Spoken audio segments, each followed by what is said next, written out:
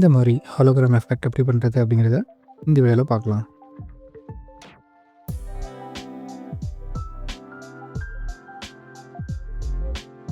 First உங்களுக்கு என்ன video தேவையோ அதை எடுத்துக்கங்க. ஸோ இந்த ஃபுட்டேஜை யூஸ் பண்ணி தான் இந்த எஃபெக்டை பண்ண போகிறோம்.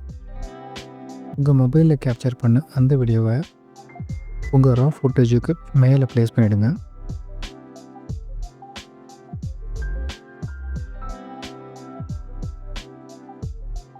ஏன்னா அதோட பொசிஷனை அட்ஜஸ்ட் பண்ணி உங்களுக்கு எந்த இடத்துல வேணுமோ அந்த இடத்துல ப்ளேஸ் பண்ணிவிடுங்க.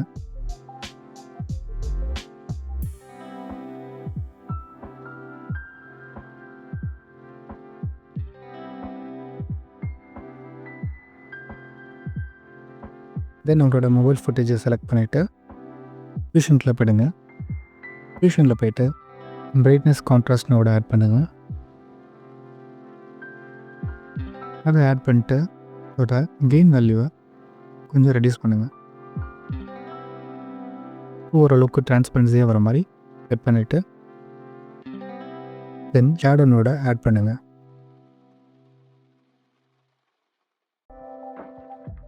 இப்போ ஷேடோவில் உங்களுக்கு என்ன மாதிரி கலர்ஸ் வேணுமோ நீங்கள் ஆட் பண்ணிக்கலாம். நான் இப்போது க்ரீன் செலக்ட் பண்ணிக்கிறேன். தென் அதோட சாஃப்ட்னஸை கொஞ்சம் இன்க்ரீஸ் பண்ணுறேன். தென் டிவினோட ஆட் பண்ணுங்கள்.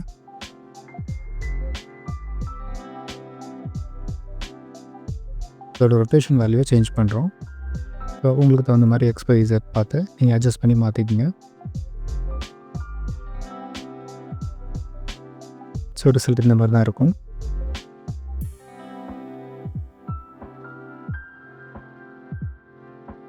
தென் ஃபுட்டேஜை செலக்ட் பண்ணி ரெக்டாங்கிளோட ஆட் பண்ணுங்கள்.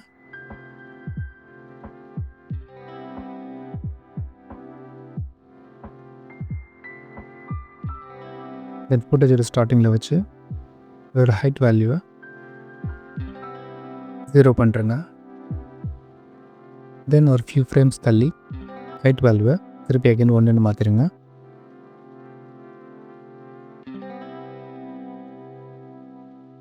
இப்போ ப்ளே பண்ணி பார்த்தீங்கன்னா ஸோ இந்த மாதிரி ஒரு அனிமேஷனோட அந்த மொபைல் ஃபுட்டேஜ் ஓப்பன் ஆகும். ஸோ இப்போ ஃபுட்டேஜ் ஓப்பன் ஆகிறது பார்த்திங்கன்னா கொஞ்சம் வந்து ஸ்மூத்தாக இல்லை. ஸோ அதில் என்ன பண்ணலாம் அப்படின்னா ரெக்டாங்கிளை செலக்ட் பண்ணி ஸ்பைனை போய் செலக்ட் பண்ணுங்கள். இதில் ரெக்டாங்கிளை செலக்ட் பண்ணி இந்த 2 நோடி செலக்ட் பண்ணி எஸ்ங்கிறத கீபோர்டில் டைப் பண்ணி ஸோ இப்போ பார்த்தீங்கன்னா கொஞ்சம் பெட்டராகவே இருக்கும். உங்களுக்கு இந்த கலர் பிடிக்கல, க்ரீன் கலர் பிடிக்கல அப்படின்னா நீங்கள் எந்த கலர் வேணால் மாற்றிக்கலாம்.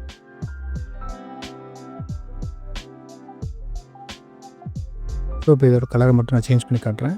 ஒயிட்டாக மாற்றிட்டோம். இப்போ போய் பார்த்தீங்கன்னா இந்த மாதிரி தான் இருக்கும்.